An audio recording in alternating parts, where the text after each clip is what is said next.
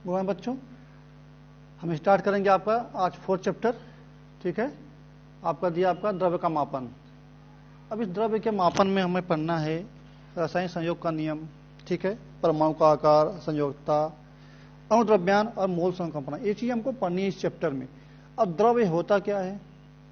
द्रव्य एक जो भी हमारे पृथ्वी पर जो भी चीज दिखा सब द्रव्य है, कुछ भी अलग नहीं है, सब द्रव्य में ही आता है। ठीक है, इसके 3 पार्ट होते हैं, ठोस, द्रव और गैस। द्रव और द्रव्य दो अलग अलग बातें हैं। द्रव्य एक मेन फाउंडेशन है और द्रव्य क्या है, उसके पार्ट्स हैं। ठीक है, द्रव क्या उसके पार्ट्स है। तो अब ठोस, द्रव और गैस ये चीजें होती हैं, आपने 8वीं में पढ़ लिया होगा। ठीक है, लेकिन यहाँ पे इन्होंने दिया आपको कुछ चीजें दिया है। डाल्टन का परमाणु सिद्धांत क्या है? डाल्टन का परमाणु सिद्धांत क्या है आपने पढ़ा होगा 8वीं में। ठीक है, लेकिन याद तो होगा नहीं, लेकिन मैं बता रहा हूं आपको कि डाल्टन का सिद्धांत क्या था कि उन्होंने बताया था कि प्रत्येक पदार्थ क्या होता है, छोटे छोटे कणों से मिलकर बना होता है। जो भी पदार्थ बनते हैं वो सभी क्या है, छोटे छोटे कणों से मिलकर बना होता है, और जिन्हें हम परमाणु कहते हैं वो परमाणु होता है।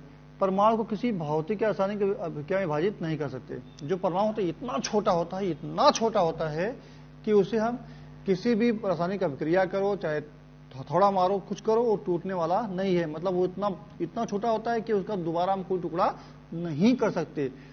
ठीक है, तो उन्होंने कहा कि डाल्टन ने कि प्रत्येक परमाणु, प्रत्येक अणु छोटे छोटे कणों से मिलकर बना होता है, इसे हम परमाणु कहते हैं, और इसे हम किसी भौतिक या रासायनिक अभिक्रिया रासायनिक विधि से इसे हम और टुकड़ा नहीं कर सकते। ठीक है, उन्हें बताया था कि समझा आपको, ये उसका क्या हो गया, सिद्धांत हो गया। ठीक है, अब यहाँ पे सेकंड क्वेश्चन दिया है कि यौगिक कैसे बनता है। अब यौगिक कैसे बनता है, मतलब यह जब छोटे छोटे परमाणु मिलते हैं, जब 2 या 2 से अधिक परमाणु मिलते हैं या तत्व मिलते हैं, तो क्या बनता है, आपका यौगिक बनता है। ठीक है, और तीसरा दिया आपको कली, नमक, कली का चूना। नमक क्या होता है, सोडियम क्लोराइड यानी Cl होता है, सब लिख के देंगे। कली का चूना CaO होता है। ठीक है, पानी H2O जानते हैं आप। चूना कली का चूना CaOH ट्वाइस होता है। ठीक है, यहाँ पे हम आपको सब लिख के दे देंगे। ठीक है, और आपका जो है चूने का पत्थर CaO होता है। ठीक है, जो भी रहेगा आप चूने का पानी CaOH ट्वाइस होता है। ठीक है, चूने का पत्थर CaCO3 कैल्शियम कार्बोनेट होता है। चूना CaO होता है, कैल्शियम ऑक्साइड होता है। ठीक है, नमक सोडियम क्लोराइड यानी Cl होता है। पानी को आप जानते हैं H2O होता है। तो ये सब चीजें आपको पहले 8वीं में पढ़ाया गया था। अभी आते हैं बेटा हम लोग यहाँ पे, अब देखो दिया आपको तत्वों के रासायनिक संयोग से यौगिक का निर्माण होता है। कहें जब आपको कहा था क्वेश्चन, एक क्वेश्चन था ना आपका, यहाँ लिखा है, जब तत्व 2 या 2 से अधिक तत्व मिलते हैं, जब 2 या 2 से अधिक तत्वों का रासायनिक संयोग होता है, तब क्या बनता है, यौगिक बनता है। क्या बनता है आपका, यौगिक बनता है।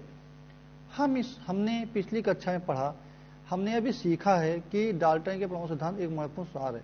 यानी जो हमने पिछली कक्षाओं में देखा पढ़ा वो सब क्या है, डाल्टन का परमाणु सिद्धांत एक मूल आधार उसका है। तत्वों के जुड़ने से क्या होता है, तत्वों के यहाँ दिया आपको सारे की अलग अलग तत्वों के परमाणु, अलग अलग तत्वों के परमाणु एक दूसरे से जुड़ने से यौगिक के अणु का निर्माण होता है। जब तत्व अलग अलग परमाणु जुड़ते हैं आपस में, क्या बनता है, आपका यौगिक बनता है। रासायनिक संयोग का नियम क्या होता है, कह रहे हैं कि रासायनिक संयोग का नियम, ये नियम क्या होता है समझ लो एक बार। इसमें यही लिखा है कि जब कोई पदार्थ, ठीक है, जब कोई तत्व आपस में मिलते हैं, ठीक है, जब कोई तत्व आपस में मिलते हैं तो उनमें उनका रूप बदलता है, उनका संगठन बदलता है, उनका ग्रुप चेंज होता है, लेकिन उसका जो मेन फैक्ट होता है, उसका जो वजन होता है, उसका जो मिलने का अनुपात होता है, वो कभी बदलता नहीं है। तो आगे हम पढ़ेंगे उसको, लेकिन आप देखते हैं रासायनिक संयोग, रासायनिक परिवर्तन होते समय पदार्थों का संगठन बदलता है। इस संदर्भ में मूलभूत प्रयोग 18वीं और 19वीं शताब्दी के वैज्ञानिकों ने किए। कह रहे हैं कि रासायनिक परिवर्तन होते समय क्या होता है, तत्वों का संगठन बदल जाता है। इसका प्रयोग, इसका जानकारी, इसके बारे में जो खोज करना होता है वो 18वीं और 19वीं शताब्दी के वैज्ञानिकों ने किया था।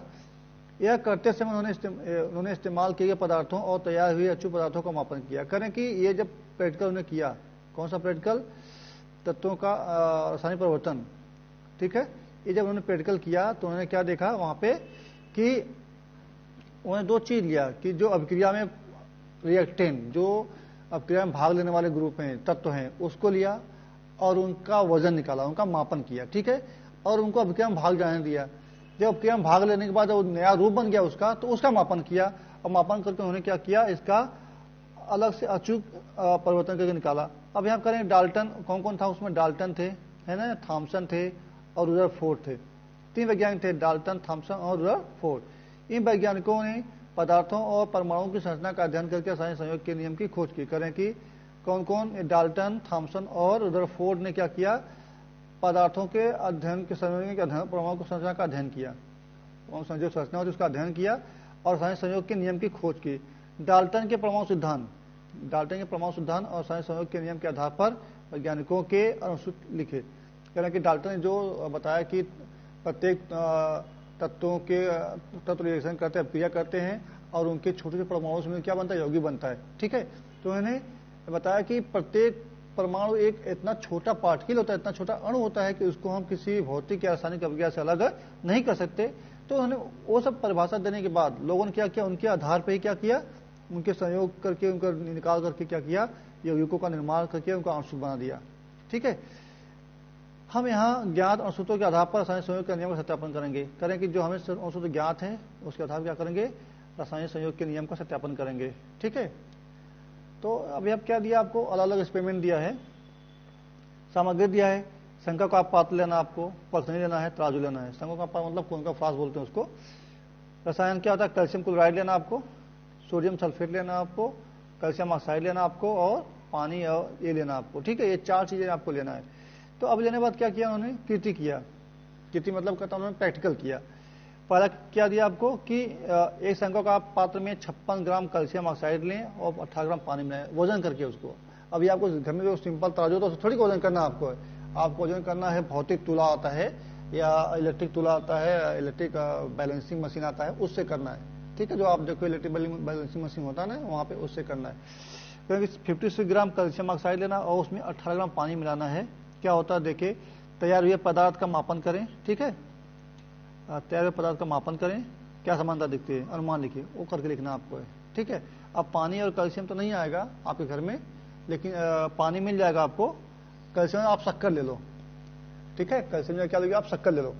तो उस जो वेविंग मशीन होती है ना, जो इलेक्ट्रॉनिक होती है ना, उस पर आप 56 ग्राम क्या करोगे, आप ले लो शक्कर और 18 ग्राम पानी वजन कर लो और उसे मिक्स करो।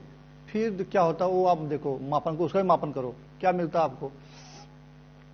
सेकेंड ये आपको कैल्शियम क्लोराइड का विलयन शंका का पात्र में लें, यानी यहाँ कैल्शियम क्लोराइड का विलयन शंका का पात्र में और सोडियम सल्फेट का विलयन परखनी में लें। कह रहे हैं कि दो आपको लेना है, एक टेस्ट ट्यूब लेना है और एक शंका का पात्र लेना है।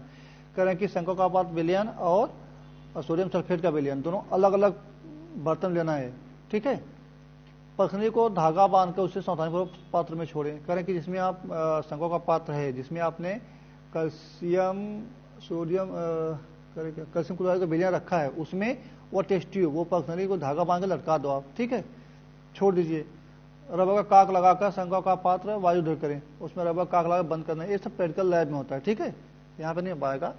अब करें कि छोड़ दें, क्या दिखाई देता है, फिर तीसरा करके परखनी को बिलियन में डाल दें, फिर उसमें जो परखनी बिलियन है सब मिक्स कर दें, फिर क्या होता है वो देखना आपको, ठीक है। हम आते हैं यहाँ पे दिखाए, देखो ऐसे करना आपको है। ये आपको दिया है और ये दिया है, ये पहले यहाँ से अलग कर दिया, ठीक है। ये पहले क्या किया, अलग अलग लेकर के दोनों को वजन किया। ये आपको जो दिख रहा है आपको ना, इसको बोलते हैं शंका का पात्र, उसमें कैल्शियम क्लोराइड का विलयन डाला है। और ये टेस्ट ट्यूब दिख रहा पाइप जैसा, उसमें सोडियम सल्फेट का विलयन डाला है, ठीक है। दोनों को अलग अलग रखा है, मिक्स नहीं किया है। फिर ऊपर ढक्कन बंद कर दिया, अच्छे से ढक्कन को बंद कर दिया, हवा बाहर से अंदर न जा पाए, न अंदर से बाहर कूद जा पाए, ठीक है। फिर क्या करना है, दोनों को वजन करना है। कितना वजन लिखा आपको यहाँ पे, 300.23 ग्राम, 300.23 ग्राम आपका आ गया विलयन, ठीक है। अब क्या करना है, जो आपने टेस्ट सब लिया उसको तिरछा करके मिला देना पूरा, उसमें गिरा देना है। अब फिर उसका वजन करना है, रिएक्शन हुआ, अब वजन करना है। क्या दिया आपको, 300.23 ग्राम विलयन आ गया, ठीक है। अब इन दोनों को क्या करना आपको, वजन करके देखना है। क्या चेंजेस दिखा, जो आपको यहाँ पे है वेट मास, वो यहाँ मास है, ठीक है। यानी यही कहने मतलब यही है कि जब किसी अभिक्रिया में भाग लेने वाले पदार्थों का वजन हम पहले माप लेते हैं, अभिक्रिया में भाग लेने पदार्थों का मापन और अभिक्रिया में भाग लेने के बाद तैयार हुए पदार्थ का मापन, ठीक है। दोनों के मास में कोई भी चेंजेस नहीं है, दोनों के द्रव्यमान में कोई भी चेंजेस नहीं होता है, उसे वो द्रव्य अविनाशता का नियम, उसे हम क्या बोलते हैं, द्रव्य अविनाशता का नियम, ठीक है। उपरोक्त कृति में मूल द्रव्य का द्रव्यमान रासायनिक पदार्थ में निर्मित द्रव्यमान का समान है। 1785 में एंटोनी लवाइजिए नामक फ्रेंच वैज्ञानिक ने संशोधन से निष्कर्ष प्राप्त किया था, ठीक है। अब लिखना है यहाँ पे, यहाँ से प्राप्त किया, यहाँ से, ठीक है। रासायनिक अभिक्रिया होते समय द्रव्य के द्रव्यमान में वृद्धि या कमी नहीं होती है, ठीक है।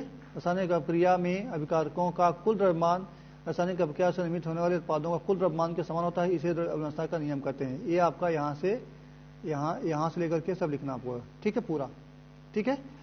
करें कि रासायनिक अभिक्रिया में अभिकारकों का कुल द्रव्यमान, जो भाग लेते हैं वो कुल द्रव्यमान, और रासायनिक अभिक्रिया में निर्मित होने वाले बनने वाले उत्पादों का द्रव्यमान, दोनों में कोई परिवर्तन नहीं होता है, इसे क्या द्रव्य अविनाशता का नियम कहते हैं। यानी जो द्रव्य है, उसका वजन है, उसका मास है, वो कभी समाप्त नहीं होता है, ठीक है। फिर आगे बढ़ते हैं हम लोग, स्थिर अनुपात का नियम। क्या उस आपका है, स्थिर अनुपात का नियम। इसमें क्या दिया आपको कि फ्रेंच वैज्ञानिक प्रूस्ट, यहाँ पे कौन था, एंटोनी लवाइजर थे, इसको कौन बताया, फ्रेंच वैज्ञानिक प्रूस्ट ने सन 1794 में बताया था कि स्थिर अनुपात का नियम प्रतिपादित किया। यौगिकों के विभिन्न नमूनों के घटक तत्वों का द्रव्यों का अनुपात सदैव स्थिर होता है। यानी यहाँ से लेके लिखना, ठीक है। यानी यहाँ पे लिखेंगे हम लोग इस यौगिकों के विभिन्न नमूनों के घटकों का तत्वों के द्रव्यमानों का अनुपात सदैव स्थिर होता है, यहाँ से यहाँ तक, ठीक है। एग्जाम्पल दिया आपको, किसी स्रोत से प्राप्त पानी में हाइड्रोजन और ऑक्सीजन के द्रव्यमानों का अनुपात 1:8 होता है, ठीक है। कहीं पे पानी आप प्राप्त कर लो, समुद्र का पानी हो, नदी का पानी हो, नाले का पानी हो, कहीं का पानी आप ले लो, हर सब में ऑक्सीजन और हाइड्रोजन का अनुपात क्या होता है, 1:8 होता है। 1 ग्राम हाइड्रोजन होगा तो 8 ग्राम क्या होगा, ऑक्सीजन होगा, कितना पानी, 9 ग्राम पानी बनेगा। यानी 1 ग्राम हाइड्रोजन और 8 ग्राम ऑक्सीजन के रासायनिक सहयोग से 9 ग्राम पानी का निर्माण होता है। इस प्रकार कार्बन डाइऑक्साइड से कार्बन और ऑक्सीजन के द्रव्यमानों का अनुपात 3:8 होता है, अर्थात 44 ग्राम कार्बन डाइऑक्साइड में 12 ग्राम कार्बन और 32 ग्राम ऑक्सीजन होता है। क्या 3:8? अब 3:8 मतलब क्या, 12 ग्राम लिया आपने 12 ग्राम लिया और कितने 32 है, ठीक है, डिवाइड कर दो। क्या दिया 3:8, 4 3 12, 4 32, क्या मिला 3:8 मिला आपको, वही होता है। चाहे कुछ भी लो, ये हमेशा उसी अनुपात में रहेंगे, अनुपात वही रहेगा, चाहे वजन आप कितना भी अलग अलग लेके मिलाओ, ठीक है। फिर दिया आपको यहाँ पे लवाइजर के बारे में, एंटोनी लवाइजर के बारे में। ये फ्रेंच वैज्ञानिक थे, उन्हें आधुनिक रसायन शास्त्र का जनक कहा जाता है। रसायन शास्त्र की तरह जीव शास्त्र, अर्थशास्त्र, विषशास्त्र के क्षेत्र में उनका बड़ा योगदान है। बड़े अच्छे वैज्ञानिक थे, बड़े नॉलेज वाले थे, ज्ञानी थे। क्या होता है कि इनको रसायन शास्त्र का जनक कहा जाता है। रसायन शास्त्र मतलब केमिस्ट्री, रसायनिक विज्ञान को इन्होंने ही बनाया था। इनके हिसाब से ही यह पहले फिजिक्स था, उसे रसायन शास्त्र को उन्होंने कन्वर्ट कर दिया, ठीक है। रसायन शास्त्र साथ जीव विज्ञान में भी, अर्थशास्त्र, इकोनॉमिक्स में भी, विषशास्त्र में भी इन्होंने बहुत सारे एक्सपेरिमेंट किए, प्रयोग किए और लोगों को नए नए ज्ञान प्रकाशित किए। फिर दिया आपको पहला पॉइंट दिया है, ऑक्सीजन की खोज की और नामकरण किया। उन्होंने क्या किया, ऑक्सीजन की खोज किया और उसका नाम भी दिया, पहले वैज्ञानिक थे इसे। दूसरा, सिद्ध किया कि ज्वलन में पदार्थ ऑक्सीजन के साथ संयुक्त होता है। उसे होता है कि ऑक्सीजन गुणधर्म क्या होता है कि ऑक्सीजन के उपस्थिति में ही पदार्थ बहुत तेज जलता है। तीसरा पॉइंट दिया, रासायनिक प्रयोग में अभिकारकों और उत्पादों के द्रव्यमान अचूक ज्ञात करने की पद्धति का सबसे उपयोग किया। करें कि रासायनिक अभिक्रिया में जब कोई उत्पाद भाग लेता है तो उसमें अभिकार भाग लेता है, तो क्या दिया आपको कि अभिकारकों उत्पादों का द्रव्यमान, जो अभिकारक होता है, अभिकारक मतलब जो अभिक्रिया में भाग लेते हैं, और उत्पाद मतलब जो अभिक्रिया में भाग लेने के बाद तैयार नया पदार्थ बनता है, उनके द्रव्यमान में कोई परिवर्तन नहीं होता है, द्रव्यमान वही रहता है, ठीक है। पानी और हाइड्रोजन, चौथा पॉइंट, पानी और हाइड्रोजन से ऑक्सीजन बना होता है, उन्होंने इसकी खोज की। एंटोनी लवाइजा ने खोज किया कि पानी और ऑक्सीजन के संयोग से क्या बनता है, सॉरी हाइड्रोजन और ऑक्सीजन के संयोग से क्या बनता है, पानी बनता है। किसने खोज किया, एंटोनी लवाइजिए ने। उन्होंने बताया कि ऑक्सीजन और हाइड्रोजन मिलता है तो क्या बनता है, पानी बनता है। रासायनिक अपक्रिया में द्रव्यमान स्थिर होता है ना। इस नियम का सर्वप्रथम लेखन किया, मतलब मैंने लिख के दिया। रासायनिक अपक्रिया में द्रव्यमान बदलता नहीं है, लिख कर दिया, खोज किया और लिख दिया। 6वां पॉइंट है आपका, यौगिकों के उचित नाम दिए, सल्फ्यूरिक अम्ल, कॉपर सल्फेट इत्यादि, यानी कॉपर सल्फेट, सल्फ्यूरिक अम्ल, कार्बन डाइऑक्साइड, इन सब का उन्होंने क्या किया, उचित नाम दिया जो उसमें खोजे गए थे। जितने उसमें आपको तत्व मिले थे उनका यौगिक बना करके उन्होंने नाम दिया। फिर अगला पॉइंट आपको दिया है 1789 में एलिमेंट्री ट्रीटाइज ऑन केमिस्ट्री आधुनिक शास्त्र का पहला ग्रंथ लिखा। क्योंकि 1789 में उन्होंने क्या किया, एलिमेंट्री ट्रीटाइज ऑन केमिस्ट्री पर उन्होंने एक बुक का नाम लिखा, ठीक है, बुक लिखा उन्होंने। अब इसके बाद चलते हैं स्थिर अनुपात के नियम का सत्यापन। आपने देखा कि मास का सत्यापन हो गया, द्रव्यमान का अविनाशक सत्यापन हो गया, लेकिन अभी अनुपात सत्यापन बाकी इनका है। और एग्जाम्पल दिया है, पहला आपको यहाँ दिया उन्होंने, अनेक विभिन्न यौगिक विभिन्न प्रकार के अनेक यौगिक विभिन्न प्रकार से बनाए जा सकते हैं। उदाहरण कॉपर कार्बोनेट के विघटन और कॉपर नाइट्रेट के विघटन से कॉपर ऑक्साइड, इन यौगिकों के 2 नमूने प्राप्त होते हैं।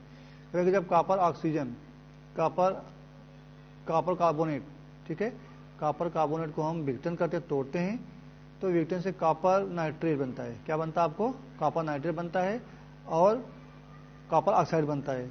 इन यौगिकों के 2 नमूने प्राप्त होते हैं कि 2 नमूने मिलते हैं ये वाला। इन दोनों नमूनों में से प्रत्येक से 8 ग्राम कॉपर ऑक्साइड लिया, क्योंकि यहाँ से भी कॉपर ऑक्साइड लिया 8 ग्राम और यहाँ से भी लिया, ठीक है। इसे और उसकी स्वतंत्र रूप से हाइड्रोजन गैस के साथ अपक्रिया करने पर इन दोनों को क्या किया, हाइड्रोजन से अपक्रिया करा दिया। प्रत्येक द्वारा 6.4 ग्राम तांबा और 1.1 ग्राम पानी मिला। करें कि दोनों में से, चाहे आपने इसको लिया हो चाहे इसको लिया हो, देखो बात देखो, समझो, यहाँ भी कॉपर यहाँ भी कॉपर है, तो दोनों में से क्या मिला, जब दोनों को हाइड्रोजन से अपक्रिया कराया तो यहाँ से क्या मिला, 8 ग्राम लिया था, उसमें से 6.8 ग्राम क्या मिला आपको, कॉपर मिला, तांबा मिला, ठीक है, और 1.8 ग्राम पानी मिला। तो कॉपर में तांबा होता है, तो अब यहाँ पे 6.8 ग्राम कॉपर और 1.8 ग्राम पानी मिला, ठीक है। हम देखेंगे इस आधार पर इस अनुपात का नियम कैसे हुआ। देखो आप यहाँ भी अलग अलग दोनों रूप अलग अलग है, कॉपर यहाँ भी है, कॉपर यहाँ भी है, तो 6.8 ग्राम कॉपर यहाँ मिला, 6.8 ग्राम कॉपर यहाँ मिला, बाकी का क्या उससे नहीं मतलब है, लेकिन कॉपर उनको जितना मिला वो लेकिन, ठीक है। अभी सेकेंड दिया आपको पैरा में कि कॉपर ऑक्साइड की हाइड्रोजन के साथ अपक्रिया होने से, जो कॉपर ऑक्साइड है उसका हाइड्रोजन से अपक्रिया कराया और कॉपर ऐसे 2 पदार्थ निर्मित हुए जिन उनमें से यौगिक पानी, यहाँ दिया ना आपको, कहीं कॉपर अपक्रिया कराया, ऐसे 2 पदार्थ निर्मित हुए कि कॉपर हाइड्रोजन के साथ अपक्रिया करने पर 2 पदार्थ मिले। इसमें एक यौगिक क्या मिला, पानी मिला, ठीक है, और उसका अनुपात कितना, 1:8 है, यानी हाइड्रोजन ऑक्सीजन का अपक्रिया किया, क्या मिला, पानी मिला, ठीक है। उसमें हाइड्रोजन 1 ग्राम है और ऑक्सीजन कितना है, 8 ग्राम है।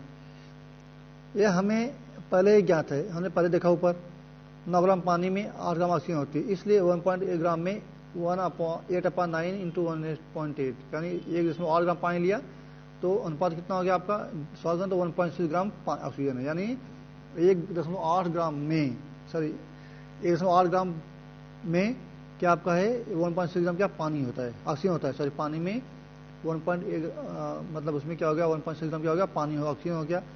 यह ऑक्सीजन 8 ग्राम कॉपर ऑक्सीजन से प्राप्त हुई है, जो ऑक्सीजन मिला 1.6 ग्राम, उसमें मिला 8 ग्राम कॉपर से। इसका अर्थ है कॉपर ऑक्साइड के दोनों नमूनों में से प्रत्येक 8 ग्राम में से 6 ग्राम कॉपर और 1.6 ग्राम क्या आपका है, ऑक्सीजन है। दोनों में से जब 2 नमूना लिया हम लोगों ने, दोनों में क्या मिला आपको, 6.1 ग्राम कॉपर मिला है और 1.6 ग्राम क्या मिला आपको, ऑक्सीजन मिला है। इसमें कॉपर और ऑक्सीजन के द्रव्यमान का अनुपात 6.4:1.6, यानी क्या मिला आपको, 4.1, यानी देखो आप 64/16 डिवाइड के 16 64 जा 4.4:1 हो गया, 4:1 हो गया, ठीक है। अतः प्रत्येक प्रयोग द्वारा दिखाई दिया कि पदार्थ के 2 विभिन्न नमूनों के घटकों के द्रव्यमान अनुपात स्थिर रहता है। अब हम देखेंगे कॉपर ऑक्साइड या कॉपर ऑक्साइड के अंशुत के आधार पर घटक तत्वों के द्रव्यमानों का अनुपात क्या है, इसके लिए तत्वों के ज्ञात परमाणु द्रव्यमानों का उपयोग करना होगा।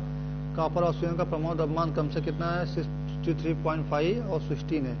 अर्थात कॉपर ऑक्साइड के प्रत्येक अणु के घटकों का कॉपर और ऑक्सीजन का अनुपात कितना है, इतना है।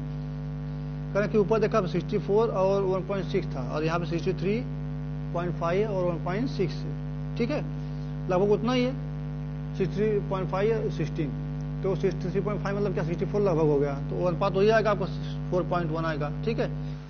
प्रत्येक प्रयोग द्वारा प्राप्त हुए घटकों, यानी ऊपर जो एक्सपेरिमेंट किया आपने उसका जो अनुपात था और आपने जो उसका यौगिक का अणु का एक लिया उसका जो द्रव्यमान है, देखो अनुपात सेम है, तो 4:1, 4:1 वहां भी है, 4:1 यहाँ भी है। यानी यहाँ पे क्या देखा कि स्थिर अनुपात का सिद्धांत होता है, मतलब सत्यापन किया आपने, स्थिर अनुपात का नियम जो होता है, आपने यही देखा कि जब कोई पदार्थ किसी रासायनिक प्रक्रिया में भाग लेता है तो उसके तत्वों का अनुपात जो होता है पदार्थ में भाग लेने के बाद भी उनके तत्वों का अनुपात क्या होता है, समान होता है, वो बदलता नहीं है। अभी हम आते हैं परमाणु के आकार, द्रव्यमान और संयोजकता। अब ये पॉइंट अलग हो गया आपका, अलग पढ़ेंगे। तो पहले दिया आपको परमाणु की आंतरिक संरचना होती है, कौन से प्रयोग द्वारा पता चला, कब कि करें कि किसी भी परमाणु संरचना आंतरिक संरचना होती है, कोई भी परमाणु क्या होता है आंतरिक संरचना उसमें बनी होती है, ये कब चला, किसने बताया, वो आपको पढ़ना है। दूसरा, परमाणु के 2 भाग कौन से हैं, किससे बने होते हैं, ठीक है। तो आपने पढ़ा है ये सब ऊपर, अभी ऊपर डिस्कस भी हुआ था कि परमाणु का संरचना आंतरिक किसने बताया था, रुदरफोर्ड ने बताया था आपको कि इसके 2 भाग होते हैं, ठीक है। और बाकी लोगों ने फिर आया, सब लोगों ने अपना अपना मत दिया और आगे सर्च किए, रुदरफोर्ड आए, चैडविक आए, है ना, डाल्टन है, ये लोग सब लोगों ने अपना अपना मत देकर के अलग अलग तरह से सिद्ध किया उसको। तो हम आगे बढ़ते हैं। पिछली कक्षा में देखा कि परमाणु के, ये वाला लाइन, पिछली कक्षा में परमाणु के बीचों बीच नाभिक होता है और नाभिक के बाहर में घूमने वाले इलेक्ट्रॉन ऋणावेशित कण होते हैं। नाभिक के में धनावेश प्रोटॉन और आवेशित न्यूट्रॉन के मूल कण होते हैं, ठीक है। करें कि कोई भी परमाणु होता है उसमें उसका नाभिक होता है, आपके भी नाभिक है, तो कोई भी परमाणु जो होता है उसका क्या होता है, एक नाभिक होता है। उस नाभिक के चारों तरफ जो घूमते हैं, चारों तरफ क्या होता है, ऋणावेशित इलेक्ट्रॉन घूमते हैं। इलेक्ट्रॉन जो होता है वो नाभिक में नहीं होता है, नाभिक के चारों तरफ क्या होता है, घूमते रहता है। अभी क्यों घूमता है, क्योंकि नाभिक में क्या होता है, प्रोटॉन होता है, धनावेशित कण होता है, ऋणावेशित होता है।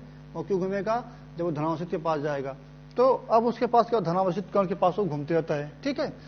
और उसके नाभिक में एक और कण होता है, जिसे बोलते हैं न्यूट्रॉन बोलते हैं। न्यूट्रॉन में न तो पॉजिटिव चार्ज होता है, ना तो निगेटिव, ना धनावेश होता है, ना तो ऋणावेश होता है, यानी वहां पे वो पड़ा होता है, ठीक है। परमाणु का आयतन उसकी त्रिज्या द्वारा निश्चित किया जाता है। किसी परमाणु का आयतन, ठीक है, उसकी त्रिज्या बनता है।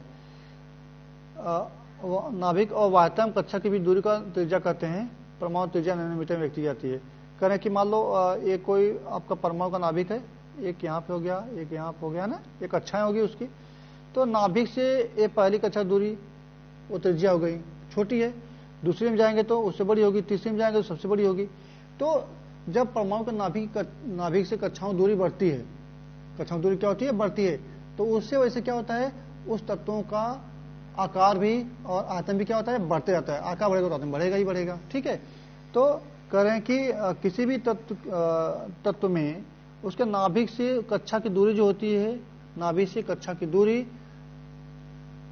वायु कक्षा की दूरी, वायतम कक्षा की दूरी जो होती है उसे बोलते हैं परमाणु त्रिज्या बोलते हैं। उसे क्या बोलते हैं, परमाणु त्रिज्या बोलते हैं।